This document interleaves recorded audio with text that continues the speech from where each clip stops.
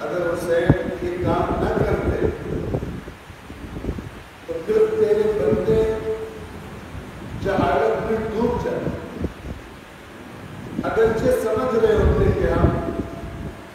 دیندار ہے اور جو دین اللہ کا آخری نبی صلی اللہ علیہ وآلہ وسلم آیا، ہم اس دین پر چل رہے ہیں، لیکن یہ سمجھنا بھی ان کی نادانی اور جہالت ہوتی ہے، کیونکہ حقیقی دین ان سے چھین لیا جاتا ہے تاکہ تیرے بندوں کو جہالت میں غرق ہونے سے نجات دلوائے، وہ حیرت البلاغہ اور گمراہی کی حیرت سے نجات دلوائے۔ حیرت کا معنی عربی میں کیا ہے؟ جس طرح اردو میں کہتے ہیں وہ حیران پریشان ہے کہ کہاں جائیں اور کیا کریں اور کیا نہ کریں۔ تو جب انسان گمراہ ہو جاتا ہے، راستے سے بھٹک جاتا ہے، پھر اسے نہیں پتہ چلتا کہ میں کہاں جاؤں تو کس طرف رخ کروں تو منزل پر پہنچوں، اور جب تک رخ سیدھا نہ ہو، جتنا چلے، جتنا وقت لگائے، جتنی طاقت صرف کرے، گمراہ شخص منزل سے مزید دور ہوتا ہے، جتنا چلتا ہے بجائے منزل سے قریب ہو۔ بس امام حسین کی زیارت اربعین ہمیں بیان کر رہے ہیں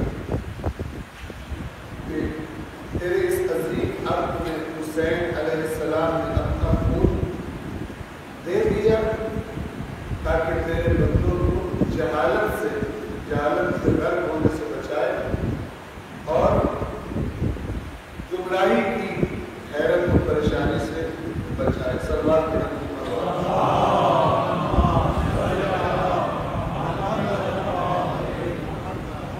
اور دوسرا جملہ اسی زیارت اربعین کا یہ بتا رہا ہے کہ امام کے مقابلے پر کون لوگ، چاہے کربلا کے میدان میں آ گئے ہوں، چاہے کوفہ میں بیٹھ کر کمانڈ کر رہے ہوں، اور چاہے دمشق میں بیٹھے ہوں، یہ کون لوگ تھے جنہوں نے جو امام کے خلاف اکٹھے ہوئے؟ توجہ فرمائیے، یہ جملہ سبب بتائے گا کہ کیا چیز ہوتی ہے جو امام حق کے مقابلے پر لے آتی ہے، عدل و انصاف کے پرچم دار کے مقابلے پر کیا چیزیں لے کر آتی ہیں۔ اور یہ ضروری ہے جاننا کہ زیارتیں فقط اجر اور ثواب کے لیے نہیں ہوتی، ان میں ہدایت ہوتی ہے، ان میں خبردار کرنا ہوتا ہے۔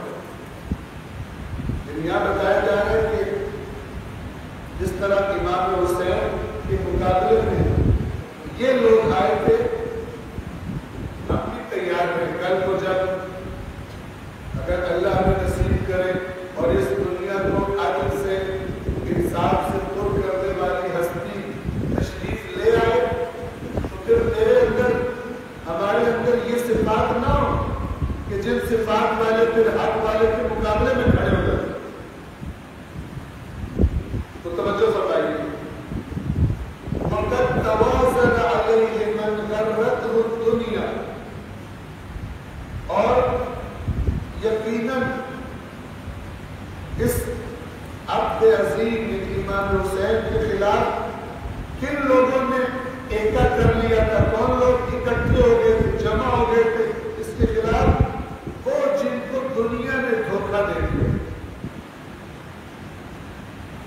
دنیا کا اقتدار، دنیا کے لالچ، موت کا خوف، یعنی دنیا میں زیادہ رہنے کی خواہش، میں دنیا سے چلا نہ جاؤں، مجھے مار نہ دے، مجھے زندان میں نہ ڈال دے، ان میں سے کسی بھی سبب سے راہ حق سے ہٹ جانا، اور یہ سبب بنتی ہے انسان پھر جو حق کے لیے اٹھے اس کے مقابلے میں آ کے کھڑا ہوتا۔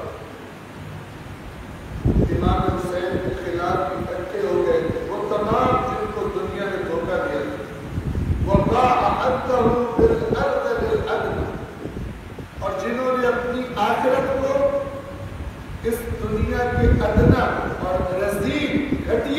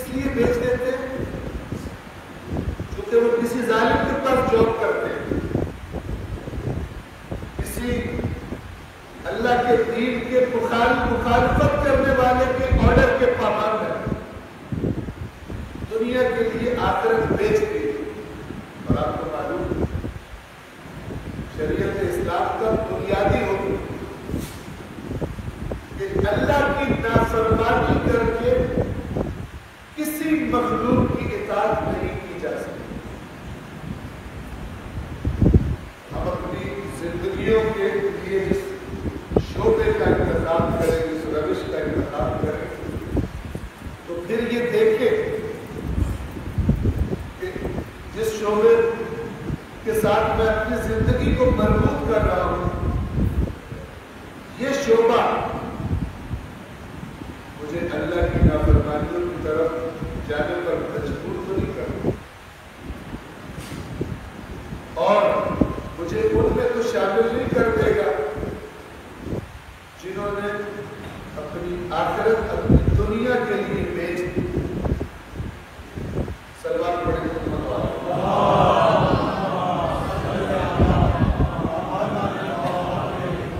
اب انہی زیارت اربعین کے دونوں جملوں کو ذہن میں رکھیے اور قرآن کریم کی 2 آیات سورہ توبہ آیت نمبر 111 اور 112 سماعت فرمائیں۔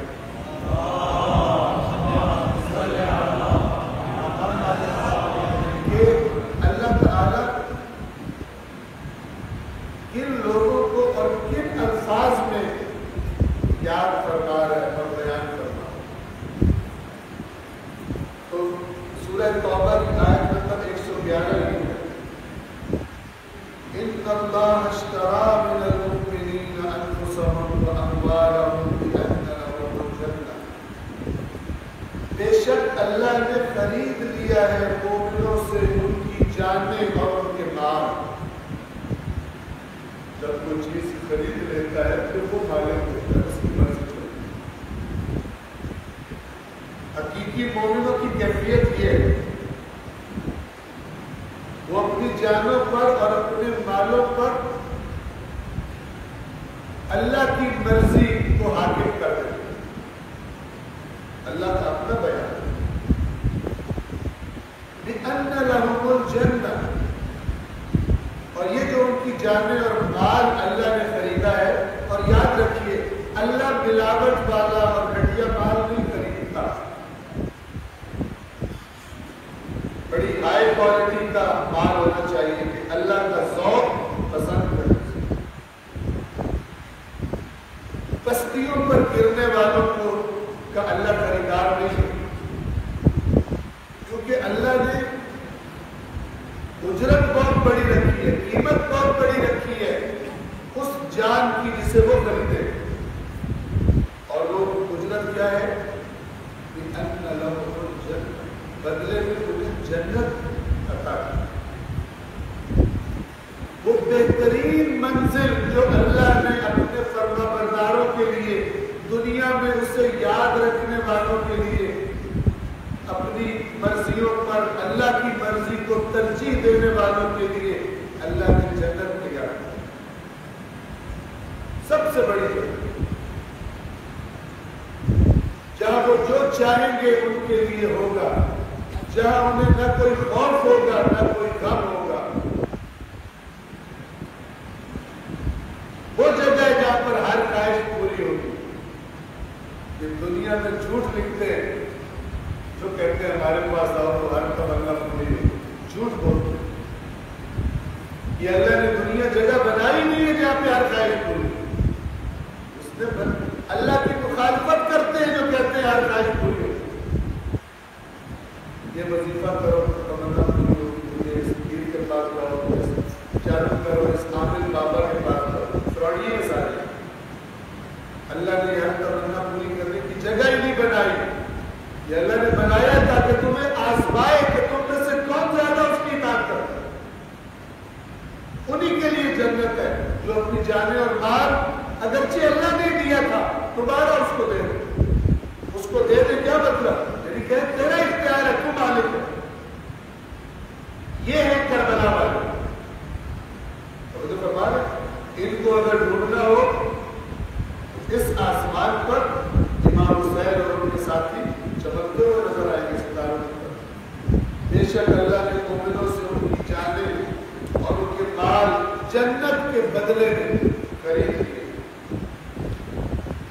یقاتلون فی سبیل اللہ فیقتلون ویقتلون، یہ اللہ کی راہ میں لڑتے ہیں، پھر جب میدان میں جانے کا موقع ہے بیٹھتے ہیں، اللہ کی راہ میں لڑتے ہیں، قتال کرتے ہیں، تو جب قتال کرتے ہیں تو قتل کرتے بھی ہیں اور قتل ہو بھی جاتے ہیں، خود بھی مارے جاتے ہیں۔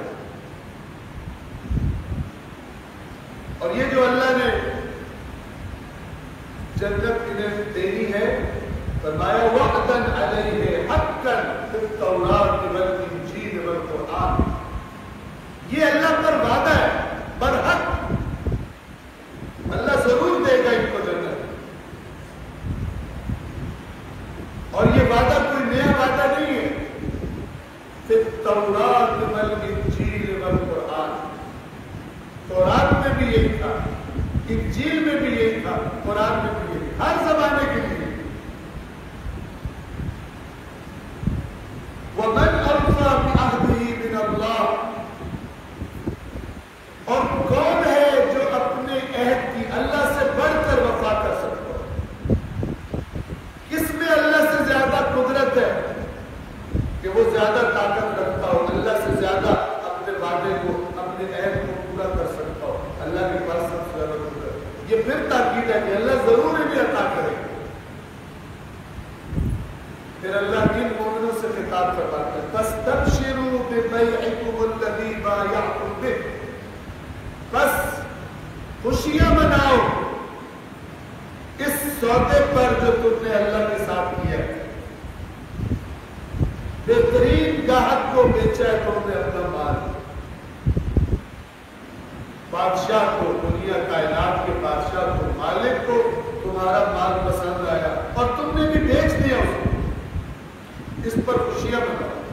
اس پر خوشیاں مناؤ قتل کرنے پر اور قتل ہونے پر، مارے جانے پر۔ یہ خوشخبری ہے جس کی وجہ سے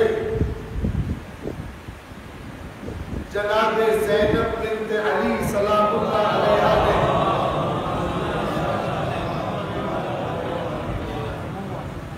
ابن زیاد لعین کے دربار میں فرمایا تھا ما رأیت الا جمیلا، میں نے کربلا میں جو کچھ دیکھا ہے حسن و جمال، اللہ کے احسان اور لطف اور کرم کے سوا کچھ نہیں۔ فاستبشروا، اس قتل ہونے پر اللہ کہہ رہا خوشیاں مناؤ، مرنا تو ہے ہی تم، کون ہے جس نے مرنا نہیں ہے؟ کربلا میں اگر امام حسین کے ساتھی قتل کر دیے گئے تو وہ جو فتح کا جشن منا رہے تھے وہ کتنا زندہ رہیں گے؟ مرنا تو سب ہے، ایسی موت مرنا ہے، کس راہ پہ مرنا یہ ہے، یہ اصل پیغام اربعین کا امام حسین کو یاد کرتے، راستہ تمہارا کون سا؟ خوشیاں مناؤ اس سودے پر جو تم نے کیا ہے، وَذَلِكَ هُوَ الْفَوْزُ الْعَظِيمُ، اور یہی ہے عظیم فوز، فوز کہتے فائنل، انتہائی، آخری کامیابی،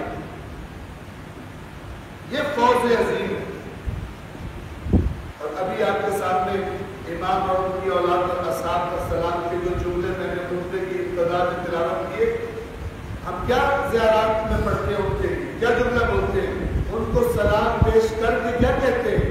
یا لیتنا کنا معکم، اے کاش ہم تمہارے ساتھ ہوتے، فنفوز فوزا عظیما، یہی لفظ ہے۔ تو جو عظیم کامیابی تمہیں ملی، ہم بھی اس عظیم کامیابی کو پا لیتے اگر ہم تمہارے ساتھ ہوتے۔ یاد رکھیں 61 ہجری کی 10 محرم اور 61 ہجری کی 20 صفر ایک ہی تھی جو گزر گئی، لیکن وہ راہ جس پر حسین چل رہے تھے، وہ راہ وہی صراط مستقیم تھی جو حسین کے جنگ نے قیامت تک نجات کے لیے دکھائی تھی۔ تو اس زمانے میں تو نہیں جا سکتے، لیکن اس راستے کو پہچان کر اس پر چل سکتے، اور یہی لشکر محمدی ہے، اور یہی لشکر علوی ہے، اور یہی لشکر حسین ہے، اور یہی لشکر ہوگا امام زمان اجل اللہ تعالی۔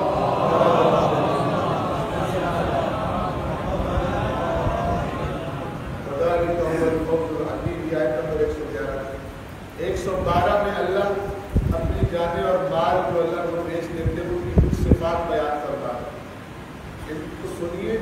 اور شب عاشور جو دشمن کا بیان ہے لشکر امام حسین کے بارے میں، ایسی آوازیں آ رہی تھیں مناجات کی، دعاؤں کی، تلاوت قرآن کی، جیسے شہد کی پکیوں کے چھتے سے بن بگاڑ کی آواز آ رہی، دوسری ایسی آواز آ رہی. حسینی لشکر میں یہ اعمال ہو گئے. اب آیت قرآن سنیے.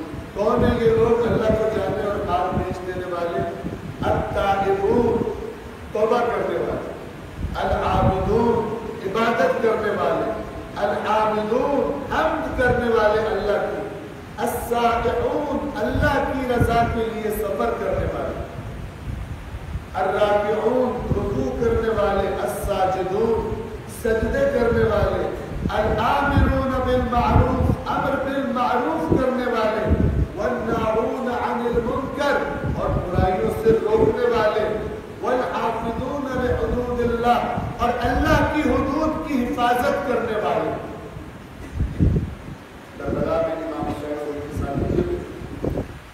ساری صفات اظہر من الشمس دکھائی دیتی ہیں ان میں. وبشر المؤمنین، اور پھر اللہ فرما رہے ہیں اے رسول مومنوں کو خوشخبری سنا. یعنی ان کو جن کے اندر یہ صفات پائی جاتی ہیں. پروردگار عالم ہمیں حقیقی مومنوں اور جو راہ امام حسین نے دکھائی، اور یہ وہی راہ تھی جو حسین کے جد نے بتائی تھی، اس راہ کی معرفت اور اس پر ثابت قدمی سے چلتے رہنے کی ہم سب کو توفیق عطا فرمائے. بسم اللہ الرحمن الرحیم. والعصر ان الانسان لفی خسر الا الذین آمنوا وعملوا الصالحات وتواصوا بالحق وتواصوا بالصبر.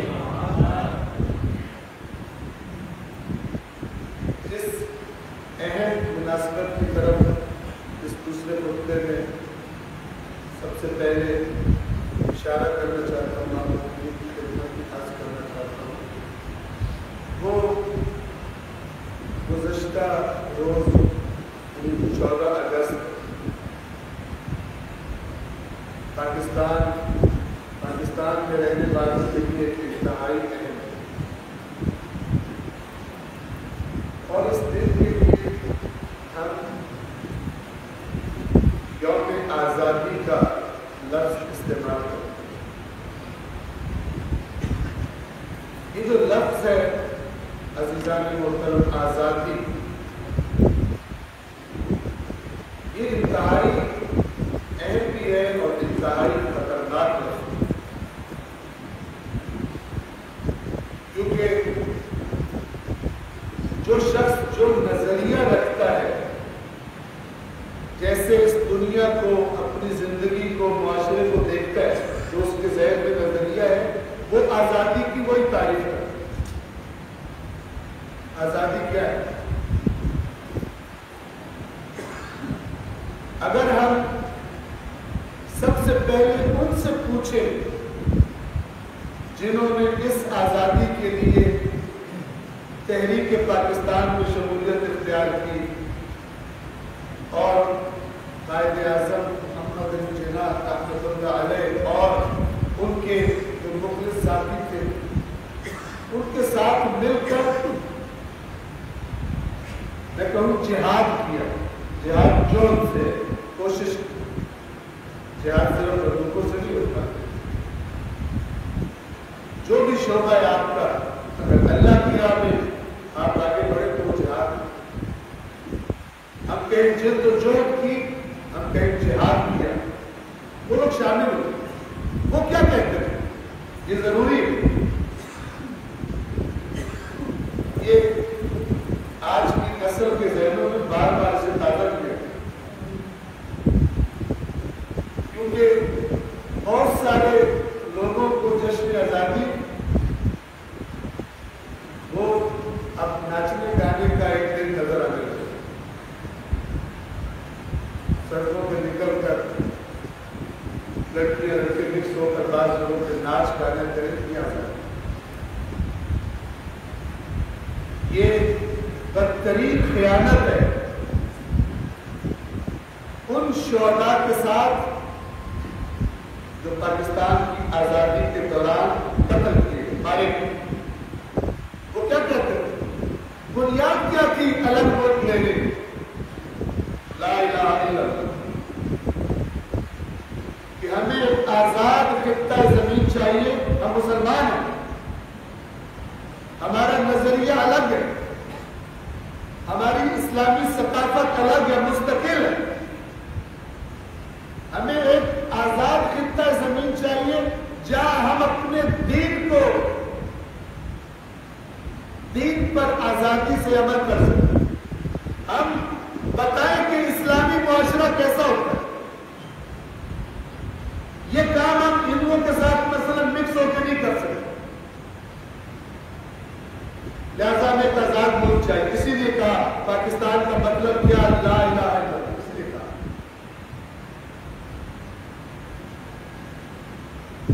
آج پاکستان کہاں کھڑا ہو؟ آپ تدریجاً دیکھیں، آپ اس جشن آزادی کے ترانے ہی دیکھ لیں، 30-40 سال پہلے جن ترانوں کا جو ترانے گونجتے تھے پاکستان کی فضا میں، اور آج کل کے میوزیکل آئٹم، ان میں فرق دیکھیں۔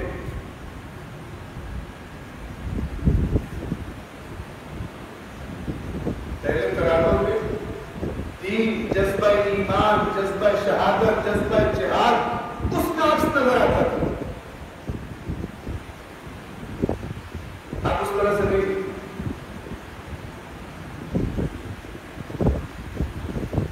مغرب کی آزادی، مغربی آزادی یعنی انسان کی حیوانی نفسانی آزادی، اور اللہ کی نظر میں، رسول اللہ کی نظر میں، اہل بیت کی نظر میں، اسلام کی نظر میں آزادی یعنی جو اللہ نے انسان سے مطالبہ کیا ہے اس مطالبے کو پورا کرنے کی حرکت میں آزادی۔ اللہ کا مطالبہ کیا ہے؟ میری فرما برداری کون کرتا ہے تاکہ وہ منزل جس کا نام جنت ہے وہاں داخل کروں اسے۔ اسلام کیا کہے گا؟ آزادی کس کو کہے گا؟ اسلام کہ کوئی رکاوٹ نہ ہو، کوئی گمراہ کرنے والا نہ ہو، کوئی ایسا ماحول بنانے والا نہ ہو جس ماحول کو دیکھ کے تمہاری توجہ اصل تمہاری زندگیوں کے مقصد کی طرف سے ہٹ جائے۔ اگر تم مومن ہو تو پھر جو اللہ نے مقصد بتایا ہے، ہر وہ چیز جو تمہیں ادھر جانے سے روکے اپنی طرف توجہ کروا لے۔ تم سمجھو تم تو موجے کر رہے ہو، تمہاری تو ہر خواہش پوری ہو رہی ہے، جو تمہارا دل کرتا ہے کر لیتے ہو، جو تعلق چاہتے ہو بنا لیتے ہو، جہاں چاہتے ہو دیکھ لیتے ہو، سمجھتے ہو تم آزاد ہو، تم بدترین اپنے نفس کے غلام ہو۔ بالکل برعکس،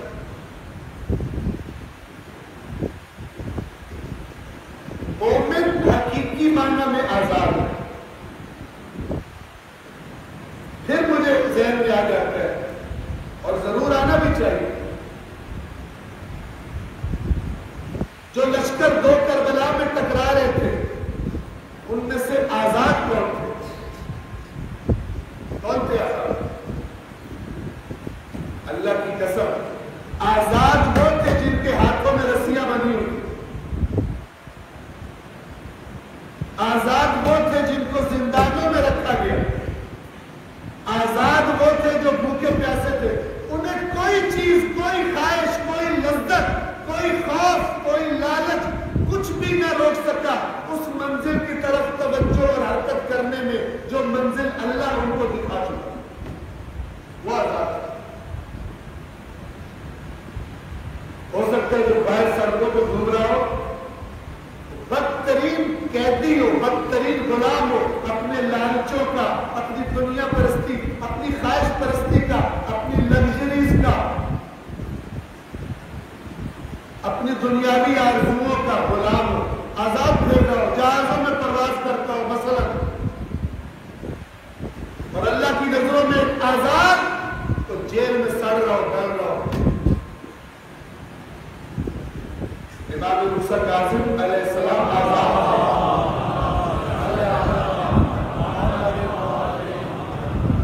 کربلا والوں کو آزادی کا مفہوم سمجھنا چاہیے، آزادی کسے کہتے ہیں؟ اور پاکستان کی تحریک والوں نے بھی یہ تحریک اسلام کے نام پر چلائی تھی۔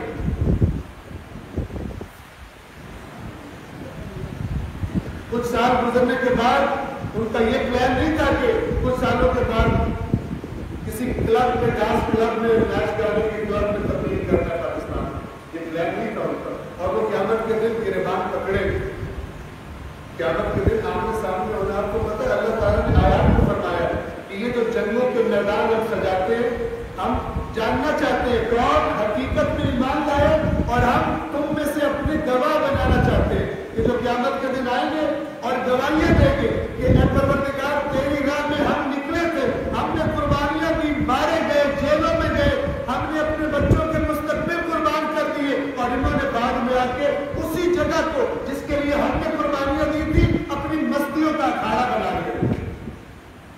انہوں نے حرام خوری کی اپنی چراگاہ بنا لی وہ جگہ جس کے لیے ہم نے اپنے خون دیے تھے، اپنا سب کچھ قربان کیا تھا، ان کو فیس کرنا پڑے گا قیامت کے دن۔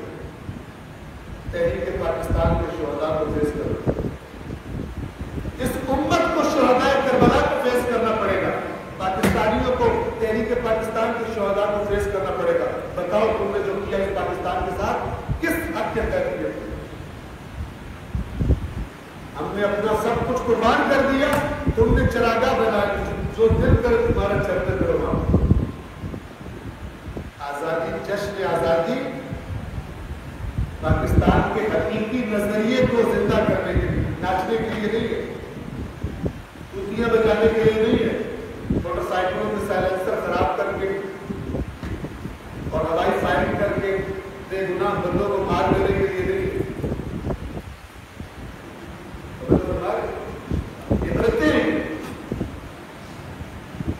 پہلے والے کیا کرتے ہیں؟ زحمت اٹھاتے، بعد میں آنے والے کیا کرتے؟